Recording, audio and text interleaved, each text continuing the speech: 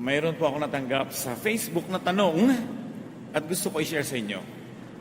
Sabi niya, pagod na po ang faith ko kasi puro trials ang buhay ko. I always pray but do not receive favorable answers. I work very hard but always fail. Sabi nila, trial and testing lang daw to. Mag-submit lang daw ako sa God's will. Talaga pong nagsasawa na ako sa trial at pagtitiyaga sa God's will.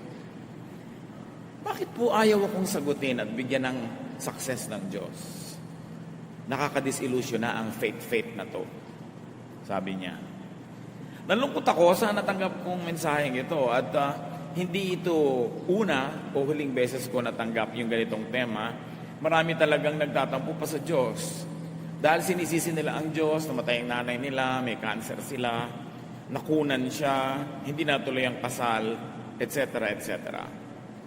Ang ating pag-aaral ngayon, kalooban ba talaga ng Diyos ang paghihirap mo?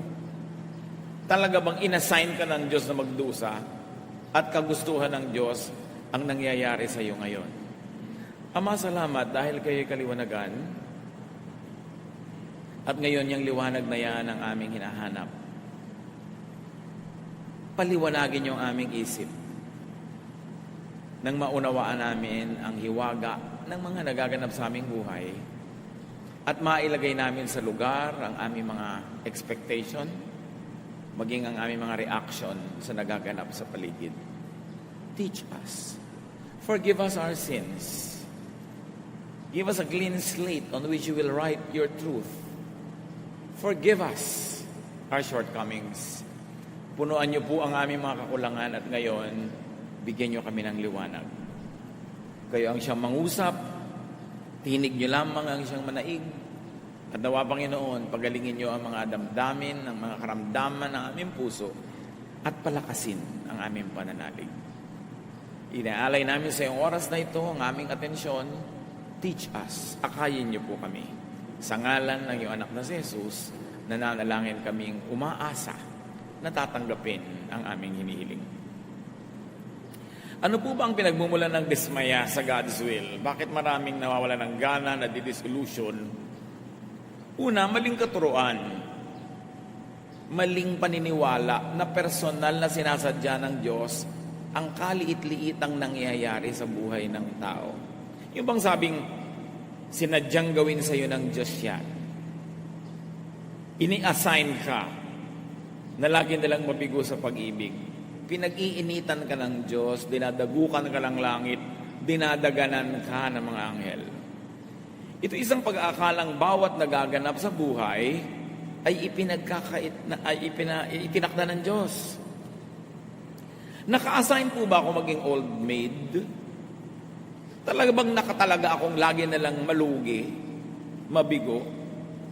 Yung bang pag-aakalang bawat hindi nagaganap sa buhay mo ay ipinagkakait ng Diyos? Bakit ayaw ako ng Diyos magtagumpay? Ba't ayaw niya akong pumasa sa board? Pag inakala natin na lahat ng nangyayari ay ginagawa ng Diyos at hindi nangyayari, ipinagkakait niya, nagiging tuloy God ang dapat sisihin. Yan ang attitude ng maraming tao. Walang katwiran ang paniniwalang ito. Labag ito sa matuwid na karunungan. Dahil hindi bawat sandali ay nagpapasya ang Diyos kung ano ang mangyayari at hindi mangyayari sa mundo. Pagka nadulas ka sa gilid ng isang mataas na building at nandun ka sa labas, hindi na kailangan magpasya ang Diyos na ihulog ka. Mahuhulog ka. Pag lumulon ka ng blade, hindi na kailangan magpasya ang Diyos na mahihiwa ang lalamunan mo. Mahihiwa yon. Pag naglakad ka sa isang napakadilim na kalye, dis oras ng gabit kababae mong tao, hindi kailangan magpasya ang Diyos na mapariwara ka. Pwedeng mangyari yun. Kusa at mag-isang umiinog ang mundo. Hindi na kailangan magpasya ang Diyos every minute kung uulan o araw. May batas na ang kalikasan. Hindi na kailangan magpasya ang Diyos sa pagka nakakain ka ng marumi, masisira ang tiyan mo. So lahat ng nasisira ang tiyan ngayon, let's say, 10 million people around the world, isa-isang pinagpasyahan ng Diyos na masisira ang tiyan ng 10 milyong tao na yon. Pinamamahalaan ng sangnilikha ang sarili niyang buhay. Umaandar ang mundo, ang mga planeta, sa mga nakatakda ng mga batas. Hindi na kailangang utusan ng Diyos sa sumikat ang araw at lumubog tuwing gabi o umikot ang mundo o lumabas ang buwan. Minsan lang niyang inutos yun, umaandar na yun ang automatic. Ayaw mong ma-sunburn, maglakad ka sa gabi, huwag sa araw. Ayaw mong mabasa, huwag kang pumunta sa ulanan nang wala kang payong. Ayaw mong umulan sa kasalan mo, huwag kang magplano ng tagulan. Tapos dasal ka ng dasal sa Diyos na huwag umulan. Matagal na niyang inuto sa paghunyo, maraming ulan. Huwag ka dun magtapat ng kasal. O ang gawin mong trahe de boda, kapote. Nagsasariling umiiral ang mga batas kalikasan at batas espiritual. Ang kailangan, malaman mo kung paano yun umiiral. Ang tinikling, ang singkil, para hindi ka maipit ng kawayan, alam mo ang bilang. Sa tinikling, open, open, close. Open, open, close. Pag mali ang hakbang mo, maiipit ka. Kaya sinasayaw natin yan bilang redemptive dance. Ang itinuturo, sumunod ka sa nakatakdang batas na hindi ka maipit. Ganon din ang buhay. Mali ang timing ng pasok mo, mamamaga talaga ang mga bukong-bukong mo kaiipit. Pero yung tama ang pasok, hindi siya maiipit. Minsan lang sa panahon ng paglikha ng ipinwesto at pairalin panghabang panahon ang mga batas na ito ng buhay. Hindi na yan iniiba-iba pa. Kasama dyan ang paraan kung paano ang isang sinuko ba iinog. Mapapanatili, magtutuwid, magkukumpuni at magpapagaling sa sarili. So matagal lang inutos na pagka inubos mo ang mga ahas, dadami ang palaka. So may balance dapat ang nature. Iniutos na sa kalikasan na pag inubos ang puno, walang ugat na hahawak sa mga lupa, guguho ito pag umulan. So, nakatira ka sa gilid ng bundok na kalbo, huwag kang magdasal na huwag kang matabunan ng landslide. Either mag-reforest ka o huwag ka dun tumira. Dasal ka ng dasal, pastor ka pa naman, tapos natabunan ka, tapos mo, Diyos ko, bakit po yung pastor natabunan? Nakatakda na, naguguho yung lupa pag nalusaw sa ulan. Bilang isang pastor o Kristiyano, ang number one mong duty, sundin ang batas ng kalikasan at huwag kang humingi ng exemption. Kaya iba nadi-dissolution. Bakit po yung tiyo kong pastor magbimisyon, lumubog sa dagat? Tag-ulan, malakas ang alon, nung tumawid siya, malakas talaga ang chances na lumubog siya kahit pa siya ang pinakabanal na tao sa balat ng lupa. There are laws of physics, mathematics, chemistry, laws of energy, gravity, ecology, biology, astronomy, etc., etc., nakapwesto ang mga pamamaraan. Jeremias 33:25. Ngunit sinabi ko naman, itinakda ko ang araw at gabi at tiyak na kaayusan sa langit at lupa. Nakatakda. Nakita nyo yung Apollo 11 nakapag-landing sa buwan? Ang Earth umiikot, ang buwan umiikot, parehong gumagalaw sila. Umalis sa Earth yung sasakyan, naglanding sa buwan, tamang-tama, kasi may batas na kung ano ang speed ng lakad ng Earth, ang lakad ng Moon, at meron ding batas yung speed ng sasakyan nila, kailangan tama ang count para ka makaswak at makarating. Because creation is automatic. Hindi ka nag-aral, may board exam, dasal ka ng dasal na pumasa ka. Ang tawag doon, pag nangyari, himala. At alam nyo kung anong himala? When you think you're so special that you ask God to break His rules and to break natural law to exempt you from the natural consequence of your deeds. Hindi ka matutulong magdamag, tapasok ka sa trabaho, Diyos ko, palakasin mo po ang aking isip, huwag po akong antukin. Humihingi ka ng himala. Ang himala, pamisa-misa lang hinihingi dapat. Because you ask God to suspend the laws of nature just for you. Genesis 1:11. Pagkatapos sinabi ng Diyos, magkakaroon sa lupa ng lahat ng uri ng tumutubong halamang nagkakabinhi at mga punong namumunga. At nangyari ito. Minsan lang nilikha ng Diyos ang puno ng atis. Pero inutusan niya ang atis na mamunga na maraming buto, at yung buto malalaglag sa lupa, na sa dami naman ng buto na yon, meron dapat mabuhay dahil merong hindi. At hindi na nilikha ang atis uli kahit kailan. Problema na ng atis na panatilihing buhay ang lahi niya. Ganon din sa lahat ng halaman. Ganon din sa lahat ng hayop. Kaya nga, iniiwasan nating merong ma-extinct. Na sobra nating inubos, inabuso yung hayop na yun, naubos na sila. And then you will ask God to create again. Ang lahat ng nilikha ng Diyos, merong self-reproduction, self-perpetuation. That's why you have pollens, birds and bees, sexual and asexual reproduction. At kaya din ang tao, sobrang sidhi ng sexual desire. At hindi yun masama, basta nasa tamang ekspresyon. Kasi ayaw din naman ng Diyos na maubos ang tao. Ang hirap yata mag-sex kaya kailangan masarap. Kasi kung wala yung pleasure, edi sino magpapagod? Edi naubos ang tao. Kaya batang-bata pa lang, grabe na, nabubuhay na yung mga sexual desire, tapos dinidemonize mo. Utos yun ng Diyos. Nakatakda.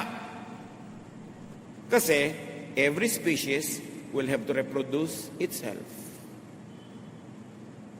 Nakikita yung mga dahon ng nara, may pakpak para lumipad, para malayo ang marating, kumalat ang lahi nila dahil hindi naman naglalakad ang puno para lumipat. Yung mga hindi matataas ang sanga para liparin ang hangin ng mga buto nila at makarating ng malayo, nasa lupa lang, mga amorseko, kumakapit sa mga paa natin, sa paa ng pusa, paa ng aso, para mailaglag sila sa isang malayong lugar. Lahat gumagawa ng paraan. Ang buko, ang taas-taas, edi pag nalaglag, mababasag, kaya ang kapal ng bunot. At dahil ang mga buko ay katabi ng dagat, kaya yung bunot, maraming air spaces para lumutang sa tubig. Maglalakbay ngayon, dala-dala ng alon, edi mauuhaw yung buko. Kaya may baon tubig. Tapos ikaw naman, binubuksan mo, iniinom mo yung tubig niya. Kaya ang mga puno, ang mga mansanas, may makakapal na mga laman, para paglaglag ng buto, kung wala mang makapit ang lupa agad, yung laman na yun mabubulok agad, yun na ang lupa niya, yun na ang kakainin niya. Kanya-kanyang paraan.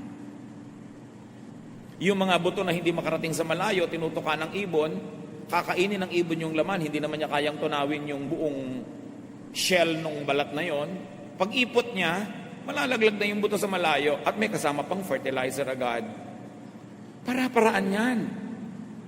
Ngayon, kung hindi ka gagawa ng paraan, ang hinahina ng loob mo, lalampa-lampa ka, malilipol ka, sorry. Huwag kang magdasal na buhayin ka ng Diyos. Dapat buhayin mo sa sarili mo. Inilagay na ng Diyos yung kakayahan para ka mabuhay. Tingnan nyo yung mga hanap buhay, walang hanap buhay, paano nabubuhay? Nagiging linta. Sinisip-sip ang dugo ng ate, dugo ng kuya, dugo ng asawang may trabaho. Pero hindi naman yata magandang maging linta kung tao ka. Kanya-kanya. Mangangaral, isapito. Lahat ng tubig ay umuwi sa dagat, ngunit hindi ito napupuno. Ang tubig ay bumabalik sa batis na pinagmulan upang muling umagos patungong karagatan. Since creation, since Adam and Eve, not one drop of water has entered the planet, or not one drop has left. It just keeps recycling. Ang ininom niyong tubig kaninang umaga, maaaring ihi ni Cleopatra. Pero na-recycle. Ang ipinampaligo niyo, maaaring sabaw ng buko nung araw. Paikot-ikot lang naman ang tubig. Ang kamangha-mangha kay Solomon, alam niya ang water cycle. Alam niyang yung tubig na pumupunta sa dagat, nag-evaporate, umuulan, bumabalik doon sa mga bundok, nagiging batis muli, babalik na naman sa dagat, pabalik-balik lang. There is natural balance. Kailangan ang mga nilalang ay makibagay. Makiayon, hindi lumaban sa kalikasan. May water cycle, so ang buhay mo may cycles din. May panahon na mahina ka, matulog ka, lalakas ka. Paggising mo, malakas ka na naman, magtatrabaho ka, hihina ka na naman. Cycles lang. Pero pag lagi kang gising, hindi ka natutulog, mamamatay ka. Kailangan may cycle. Nalolobat ka, recharge. Na-charge ka na, trabaho ka uli. Life cycles are on automatic. Ipinapahinga ang katawan, kumakain ka para may gastusin kang energy. Nananatili ang buhay ng sangnilikha sa pamamagitan ng walang patid na paikot-ikot na pagbabagong buhay ng lahat. Pagsilang, pagpaparami, panganganak, at pagkamatay. Huwag sumama ang loob mo pag may namatay kang mahal sa buhay. Ano, gusto mo mabuhay siyang 3,000 years? E di lahat ng kinain niya hindi nababalik sa lupa. Walang recycling. Kaya nga ang kinain mo, magiging lupa ka uli dapat. Unfair nga yung sobrang embalsamado, hindi ka nababalik sa lupa. Ilalagay ka pa sa ataol na metal, yung mga kinain mong element ng lupa, hindi nababalik, hindi napapakinabangan ng iba. The planet sustains itself through non-stop recycling. Oxygen becomes carbon dioxide. Hihinga ako palabas, naging carbon dioxide yon. Hihingahin naman ang halaman yon papasok. Dahil kailangan niya ng carbon dioxide.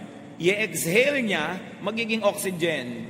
Kailangan ko yung oxygen, i-inhale ko. I-exhale ko uli, carbon dioxide na naman.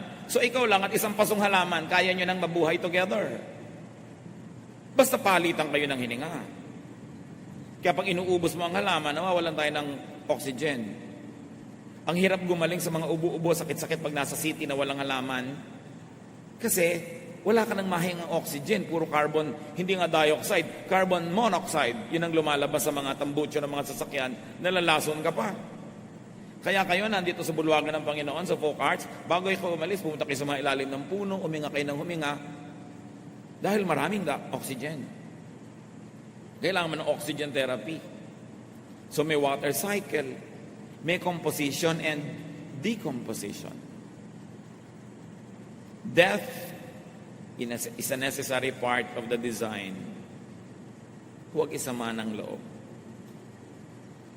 Kung hindi naman mamamatay at mga agnas ang nilalang, walang mangyayaring recycling. Alam niyo ba kung lahat ng ninuno nating nauna ay na hindi namatay? Ang sikip-sikip na ng planeta at wala nang laman ng lupa, wala nang nutrient, nasa loob na ng katawan nila lahat, wala na tayong makakain. Juan 12:24. Pakatandaan ninyo, hanggat hindi nahuhulog sa lupa ang butil ng trigo at mamamatay, mananatili itong nag-iisa. Ngunit kung ito'y mamatay, mamumunga ito ng sagana. Kahit si Jesus namatay para dumami tayo mga Kristiyano, siya nga hindi nagpa-accept doon. Ganun talaga. Sabi lang nga nila, una-una lang. Kung nagmamadali kayo, mauna na kayo, ako, ayoko pa. Pero panapanahon. May life expectancy naman eh. May norm. Hindi naman nakakagulat na bigla-bigla ka na lang namamatay. Awit 10, 10. Buhay namin umaabot ng 70 taong singkad. Minsan na may 80 kung kami malakas. Sabi niya, ang tunay na buhay, mga 70 taon yan. So kung 70 ka na, pwede na. Buo na ang buhay. Ano pang gusto mong gawin after 70? Pero sabi, pero kung malakas ka, umaabot ka pa ng 80. Meron pa nga 94. Hindi makalabas ng bahay dahil ayaw payagan ng parents. Dahil talagang mahahaba ang buhay nila. Pero meron naman 10 pa lang, meron 2, Kasi hindi malakas. Siguro nagkasakit, na-infect, o nung nagbubuntis yung ina, hindi nakakain ng mga tama, na-stress, nalaglag ang bata. Pero dapat ang normally, ang kalooban ng Panginoon, 70 taon. May bonus na 10 kung malakas ka. Pero again, all the laws of nature, all the laws of cycling and recycling will apply in your life. Kaya sometimes 15 pa lang namamatay. Paano? Humina pala ng humina yung genetic pool nila dahil sa health and dietary habits ng mga ninuno. Paano? Napaka-dangerous pala ng trabaho niya, kaya 21 pa lang namatay dahil nasagasaan ng trend. So, iba-iba. Pero meron kang dapat asahan at may kaayusan na kung makikisali ka doon, pati ang mga mahal mo sa buhay at mga sangkot sa buhay mo ay makikisali doon, hahaba ang buhay mo. Ito naman ay kung susunod ka sa alituntunin ng buhay. Para ka mabuhay normally, sundin ang batas. Gabi na, kaya mo naman, wala kang trabaho o tungkulin, matulog. Sinabi ng kahan ng sigarilyo, cigarette smoking is dangerous to your health. Don't smoke. Yun ang nagtitinda ang nagsabing delikado yung tinda niya. Tikas-tikas pa rin ulo mo. Sinabi na huwag kumain ng mga pagkain na may food color, additives, carcinogens, sige ka pa rin. Diabetic ka na nga, hindi mo pa mapigil ang kakakain mo na matamis. Mamaalam ka na sa buhay. Kasi actually, yun ang ginagawa mo. So alamin ang patakaran ng buhay. Rules of physics, of gravity, of chemistry. Physical laws pa lang yan. Meron pang spiritual laws. At hindi natin topic ngayon yung spiritual laws. Pero ang mahalaga lang mga kapatid, don't get in the way of nature. Nature says, pag hindi ka nag-aral, wala kang isasagot sa exam. Huwag kang magtampo sa Diyos kung bumagsak ka. Nature says, na kahit nag-aral ka, hindi naman lahat ng itinanong mo, yun ang isasagot. Hindi lahat ng inaral mo, yun ang itatanong. So, tsambahan. Huwag ka rin magtampo. Huwag kang bumalandra sa kidlat, sa buhawi, o sa rumaragas ang agos. Talo ka. Matuto kang kumanlong pag malakas ang kalaban. Huwag kang magpakalat-kalat sa deadly bacterial or viral infection.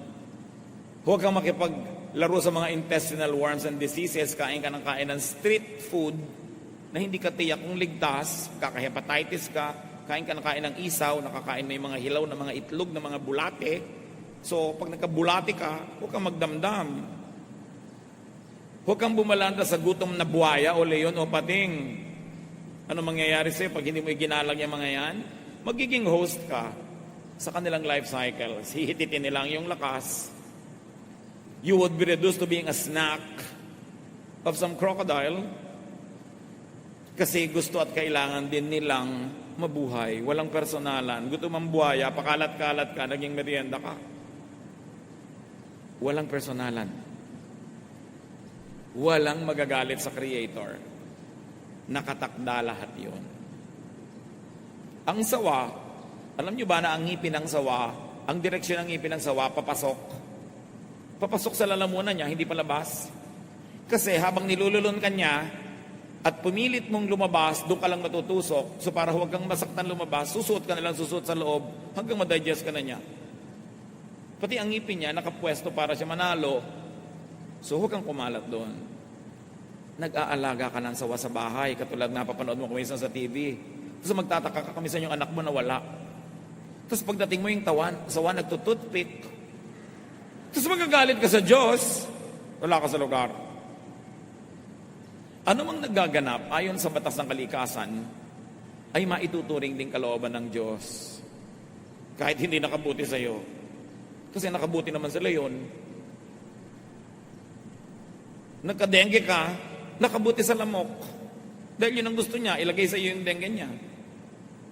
Alam nyo ba na yung mga bulutong, kung kailan gumagaling yan at saka yan nakakahawa, para malinlang tayo na lumapit sa may bulutong, tapos lilipat sa iyo. Kasi gumagaling na siya, buhay pa yung mga bulutong na yan, sa siya lilipat, tapos na yung cycle niya doon sa tao na yon, hahanap siya na ibang lilipatan. Ikaw, pakalat-kalat ka kasi. So, God's will po ba? Ang nakain ng buhaya, yung godly missionary? I can say yes. Law of nature. He got in the way of the crocodile. He was on a river, talo siya doon. Siguro kung sa basketball court, may laban siya. Pero nasa tubig. And then there was nobody who was stronger than the crocodile to rescue him at that moment. Time and chance, nakain siya. God's will po ba na nakain ng buhaya kahit godly siya? Specifically, intentionally, personally, na sinabi ng Diyos, itong godly missionary na ito, itatakda kong maging almusal siya ng buhaya dun sa Palawan, sa ganong araw. Papupuntahin ko siya dun. I don't think so. But time and chance happens to all. Pinlano ba ng Diyos na ilagay ka dun para makain ka? No. Pero nagkalakip-lakip ang lahat ng law of nature, will mo, events around you, nalagay ka sa lugar na yon, cruise ang landas yun ng buhayang ito, natalo ka. So, masasabing God's will because it is permitted by all the laws created by God long ago, even before you were born. When someone drowns, God's will po ba? Katulad nun, may isang batang-bata nalunod sa swimming pool during PE class. Can you imagine that? PE class, may teacher, may mga classmates. Sa swimming pool ng school, nalunod pa si bata. So ang tanong ng magulang, God's will po ba yun? Well, ang tubig nakakalunod. So nalunod yung bata. In that way, it's God's will kasi nakakalunod ang tubig. Pero kung yung bata ay nasa gip ng lifeguard, hindi siya malulunod. Kaya lang yung lifeguard hindi nakatingin. Ang mga classmates hindi siya napansin. Naglakip-lakip, plus in-enroll mo siya dyan sa school na may swimming pool. Di ba? Kung in-enroll mo yan sa school na walang swimming pool, hindi siguro siya malulunod doon. Kung ang PE lang Chinese kick o sungka, hindi siya malulunod. So lahat yan nagdugtong-dugtong. So huwag mo sisihin ng Diyos. Ang daming nagsang-ayunan na laws of nature, human will, circumstance, para yan maganap. But it is not God's active will. If active will means, pinlano ng Diyos na lunurin ang anak mo sa swimming pool. Hindi niya gagawin yun.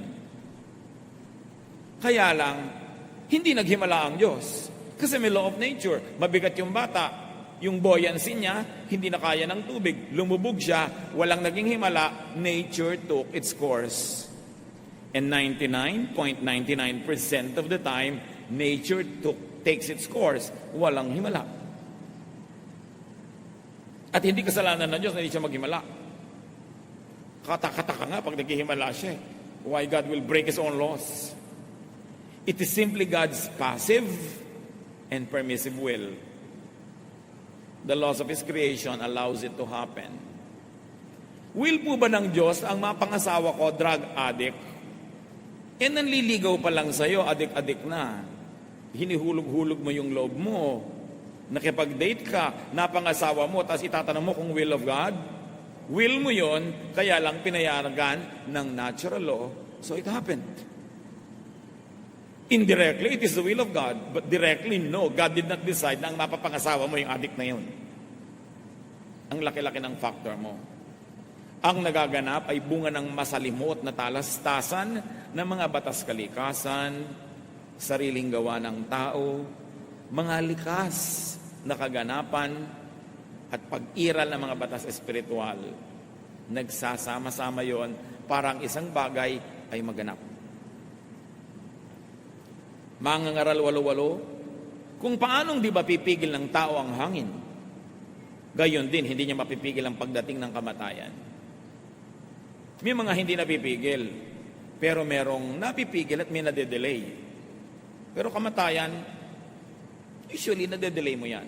Kung naaalagaan mo yung sarili, nakakabili ka ng gamot, naiiwas ka sa mga further complications, may laban ka ng konti. Pero kahit nga mga pharaoh sa Egypt, mga emperor sa Roma, mga presidente ng mga bansa, namamatay eh. Hindi talaga siya naiiwasan, so tanggapin. Huwag magtampo. Bakit po kaya lagi nalang kong bigo sa pag-ibig? Bakit ako ginaganito ng Diyos? Pero pag sinuri niya ang kanyang sarili, lagi naman pala siyang naa-attract sa butangero. Lagi palang naa-attract siya sa may mga bigote, na mga ganito at ganon. Bakit po kaya ako laging nalulugi sa negosyo? Yung pala pautang siya ng pautang na hindi naman niya binibigyan ng credit investigation o background yung papautangin niya. Bakit po kaya ako inaapi ng mga kamag-anak ko, lagi na lang ako hinihingan? Papalabigay ka kasi, hindi ka tumatanggi. Merong kadyang role. God's will allows drowning to happen, but God will not cause you to drown. Factoring free will, cause and effect, gravity and other laws of physics, it is possible for you to drown, but it is also possible for you not to drown. God's will also allows drowning to be prevented. Like, nahulog ka sa tubig, marunong ka naman palang lumangoy, o di na-prevent. Humans make decisions. But the law of ignorance and mistakes, also part of creation, could take effect and lead to disaster. In fact, your disaster could be the bacteria's opportunity. Your death could be the lion's meal. Depende lang kung sinong tumitingin. Mangangaral, 6:12.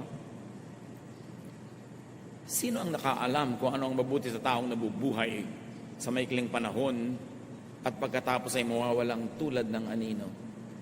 Oo nga naman. Maraming unknown. Kaya ang tao dapat hanggat maaari, damihan niya yung alam para maiwasan niya ang mas maraming pagkakamali. Tapos meron pang law of chance. Ibang tsamba-tsamba. Mga Kristiyano, takot na takot sa word. Chamba, swerte, luck, ayaw pa ng potluck, gusto, pot bless. Mangangaral, 11 hanggang 12. Ito pa ang isang bagay na napansin ko sa mundong ito. Ang mabilis ay di siyang laging nananalo sa takbuhan. Ni ang malakas ay laging nagwawagi sa digmaan. Ang matatalino ay di laging nakakasumpong ng kanyang mga kailangan. At di lahat ng marunong ay yumayaman. Napapansin ko rin na di lahat ng may kakayanan ay nagtatagumpay. Lahat ay dinarat na ng malas. Hindi alam ng tao kung kailan ang kanyang takdang oras. Siya ay tulad ng isang nasusukloban ng lambat. Siya'y tulad ng isang isdang nasusukloban ng lambat at ibong nahuhuli sa bitag. Ang tao ay parang nahuhulog sa patibong sa biglang pagdating ng masamang pagkakataon. Sa niya, hindi lahat may reason, hindi lahat logical. Sabi niya, sa hinabahaba ng buhay ko at sa tinatalino kong ito, sabi ni Solomon, napansin ko na yan. Hindi lahat ng mabilis tumakbo mananalo sa karera. Hindi lahat ng marunong magkakapera. Hindi lahat ng first honor ng buong elementary niya magtatagumpay sa karir. So, alam nyo, tsamba-tsamba rin eh. Malas-malas, swerte-swerte. Huwag na kayo makipagtalo sa malas at swerte. Nasa Ecclesiastes talaga. Pero konti lang yun. Yung iba, kaya nalulugi sa negosyo kasi hindi niya binabantayan. Mamumuhunan, magtatayo ng negosyo, tapos laging wala, iiwan sa mga katulong. May dahilan kaya nalulugi. Meron naman, ginawa na ang lahat.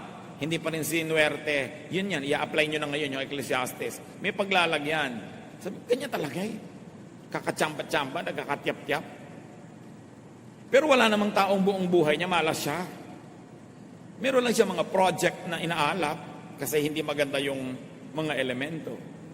Solomon, the wisest man that lived, observed that time and chance happens to all. Each of us, sabi niya, gets his share of some bad luck. Pag-aralang matanggap ito, huwag na magreklamo. Nakatakda ang batas ng buhay. Kahit makipagtunggali ka sa kidlat, di ka mananalo.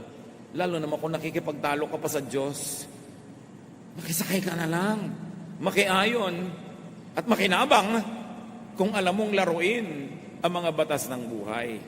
Alam mo magbilang, magtinikling ka, di ka maiipit. Mangangaral 8, 14. Narito pa ang isang bagay sa ibabaw ng lupa na walang kabuluhan o parang walang logic. Ang kaparusahan para sa nang sama-sama ay sa mabuti nangyayari. At ang dapat namang mangyari sa mabuti ay sa masama nangyayari. Sa palagay ko, ito man ay walang kabuluhan. Sabi niya, walang sense, walang logic. But it is only a humble observation of a human being who lives only 70 or 80 years, who doesn't have the wisdom of the ages that God has. So sa hindi mo maunawa, hindi mo mabigyan ng katwiran o logic, magtiwala ka na lang sa Diyos na kahit di mo nauunawa, kahit di ka sangayon, tama siya. Pwede kang hindi sangayon, pwede makipagtalo, kaya lang mananalo ka ba? So wag na lang. Madalas kuminsan sa tingin natin parang mali ang mga nagaganap. Pero anong mapapala mo magreklamo? Magiging bitter ka lang. Makakainisan ka lang ng mga tao na sawang-sawa na sa kareklamo mo. Lalayuan ka lang lalo ng tinatawag na swerte. Yung kaya mong baguhin, baguhin mo. Yung hindi mo kayang baguhin, pakibagayan mo. Ganun lang yun. Hindi lahat ng nangyayari ay dahil lang gusto yun ng Diyos para sa atin. Meron din tayong pansariling kalooban at pasya na madalas labag sa gusto ng Diyos. Kawikaan 16:1. Ang mga balak ng isipan ay sa tao nagmumula. Ngunit mula kay Yahweh ang sagot ng dila. Kawikaan 16:9. Ang tao ang nagbabalak, ngunit si Yahweh ang nagpapatupad. Pero tatandaan nyo, dahil binigyan tayo ng Diyos ng free will, pansariling kalooban, meron ding effect sa nangyayari sa atin yung desisyon natin kahit at the end of the day, desisyon ng Diyos ang mananaig.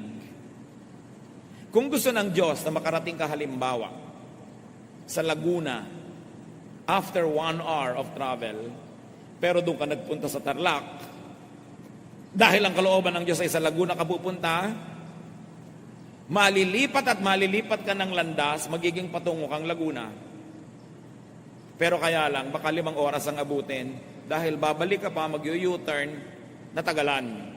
May effect din sa iyo yun. Kaya ang mahalaga, sa simula pa lang sumusunod ka sa kalooban ng Diyos, para walang sayang na pagbalik doon sa tama dahil pumunta ka muna sa mali. Sayang oras.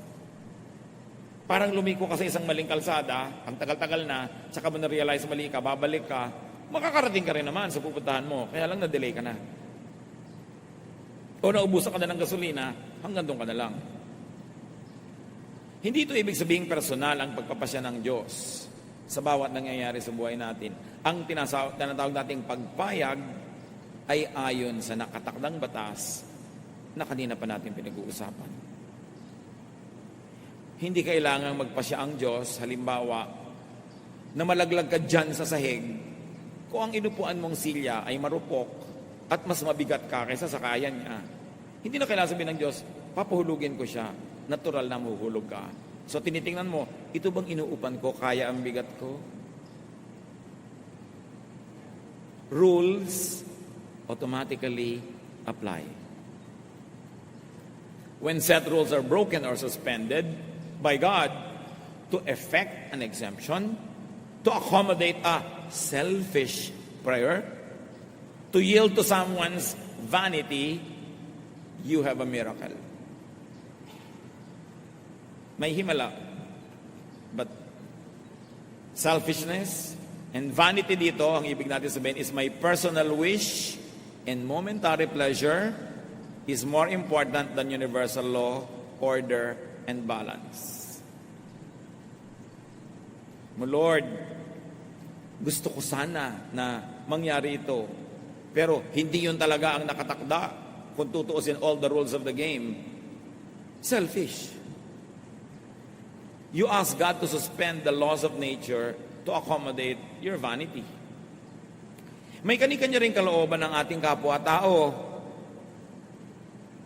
Madalas, nagtutunggali ang mga kalooban nila at kalooban natin. Para tayo mga bola sa billiard table, nagbabangga-banggaan, balak mong pumunta doon sa lugar na yun, pero binangga ka ng ibang bola na ibang direction mo, kasama yon. Ang tinutino mo sa buhay, pero ang napangasawa mo, hindi. Dahila ka rin niya pababa. Ang ganda-ganda ng balak mo sa buhay, pero ang magulang mo, nagpabaya, hindi ka sinuportahan, na iba, kasi nagkaka-apektuhan tayong lahat. Part pa rin yun ng natural law. Apektado tayo ng pagsunod natin sa kalooban ng Diyos, sa kalooban natin, at apektado din tayo sa umiiral na kalooban ng kapwa natin na may kapangyarihan para tayo maapektuhan. Pero hindi natin nadadaya ang Diyos pag hindi natin siya sinusunod. Galatia 6:7, huwag ninyong akalaing madadaya ninyo ang Diyos. Kung ang ano ang itinanim ng tao, yun din ang kanyang aanihin. So gusto mong umani ng mabuti, natural law, magtanim ka ng mabuti. Ganun lang yon. Sumali ka sa chismisan, huwag kang magtaka mamaya kung bigla kang nadamay sa gulo. Sumali ka. So, bumalik tayo sa tanong kanina. God's will ba na ikaw ay mabigo? Masaktan? Mahirapan? No. Jeremiah 29:11, for I know the plans I have for you, declares the Lord. Plans to prosper you and not to harm you. Plans to give you hope and a future. Yun ang God's perfect will. Pero nangyayari yun kung yung will niya lagi ang nasusunod, every detail.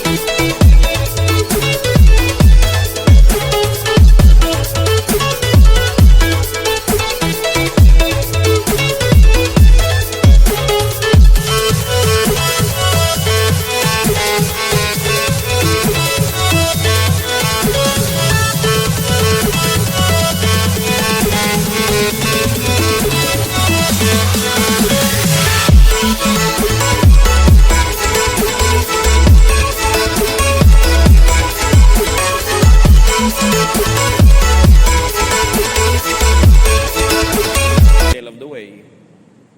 His will expressed in His word, His will expressed in moral law, and His will expressed by natural law, plus your will yielding to that will, and the will of people who affect you yielding to that will, mangyayari yun.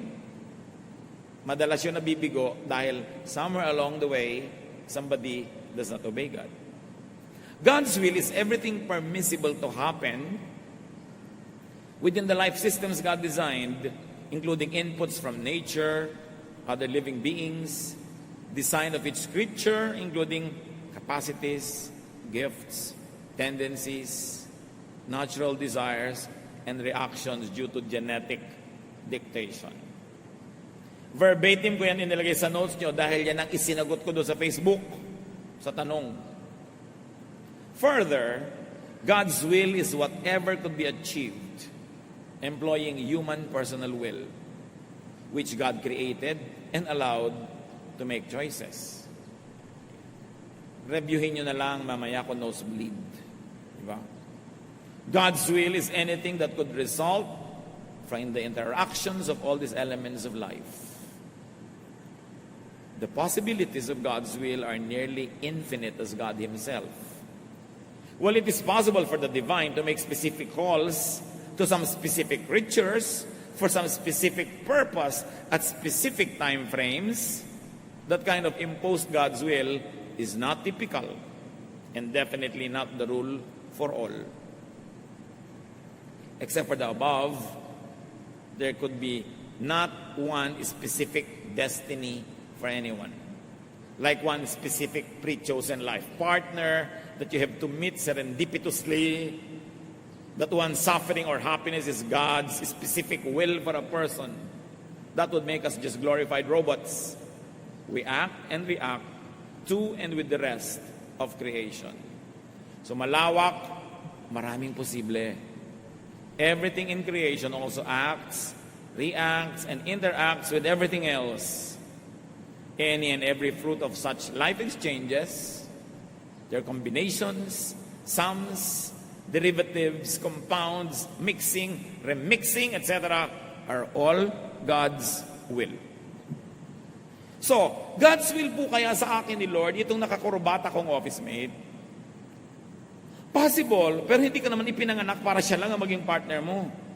Hindi ka ipinanganak para hanapin yung specific choice of God for you sa 7 bilyong tao sa planeta. God's general will for you is that you will be happy, productive, peaceful. So, sino ang God's will na partner mo? Not one specific name or face, but the person who will allow you and help you accomplish God's will in your life. So, walang naka-assign. Yung pag God's will po ba sa akin na mag-engineering? Alam nga namang nung nalilika ka pa lang sa sinapupunan ng nanay mo, inassign ka na ng Diyos na maging engineer.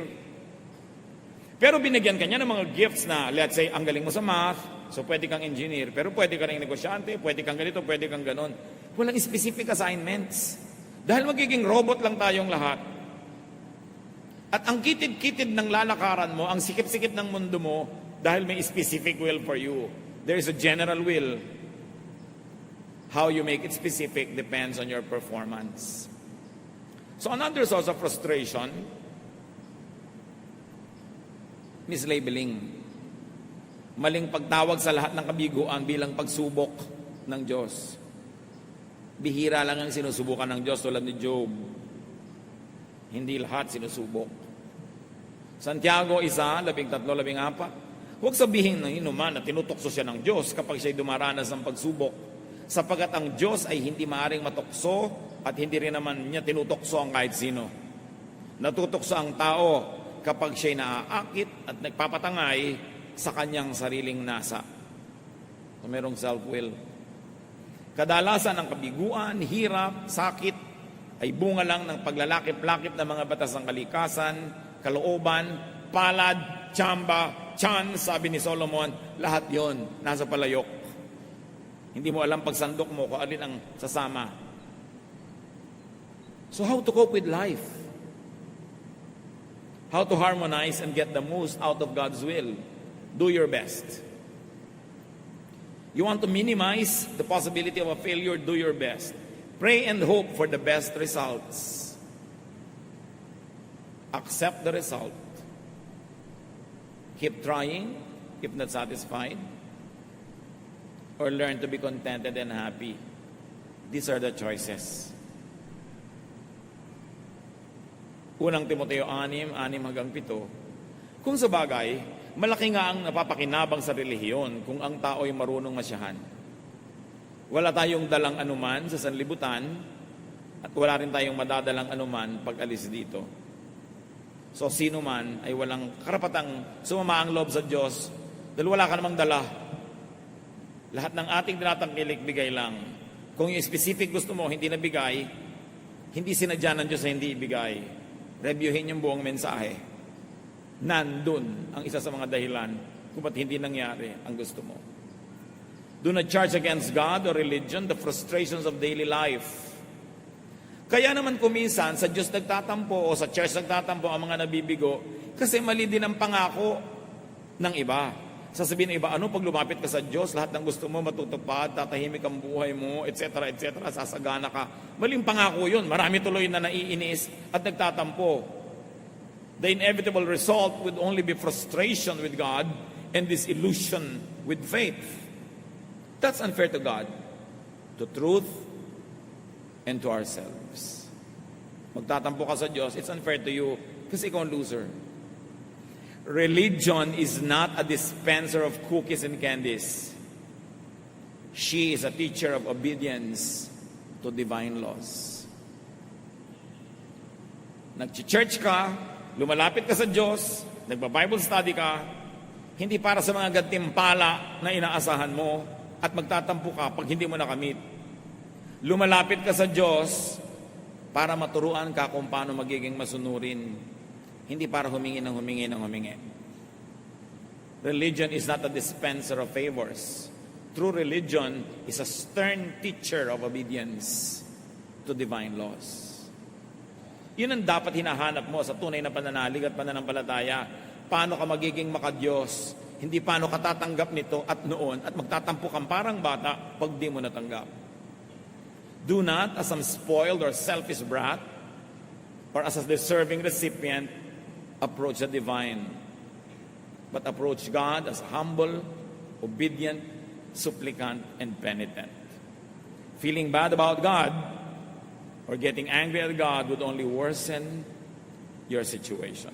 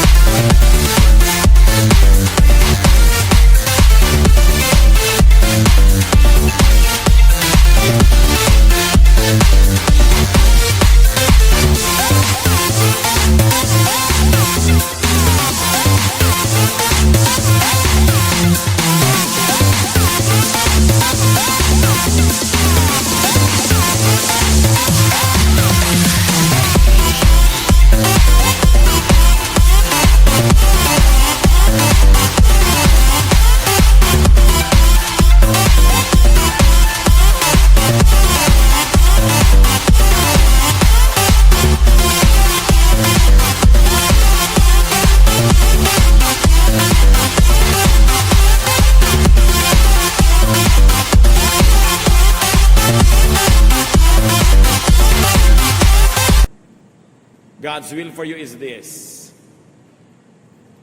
Jeremias 29:11. Sapagkat batid kong lubos ang mga plano ko para sa inyo. Mga planong hindi ninyo ikasasama, kundi para sa inyong ikabubuti. Ito yung mga planong magdudulot sa inyo ng kinabukasang punong-puno ng pag-asa. Kung maganap na ito, kayo'y tatawag, lalapit at dadalangin sa akin at diringgin ko naman kayo.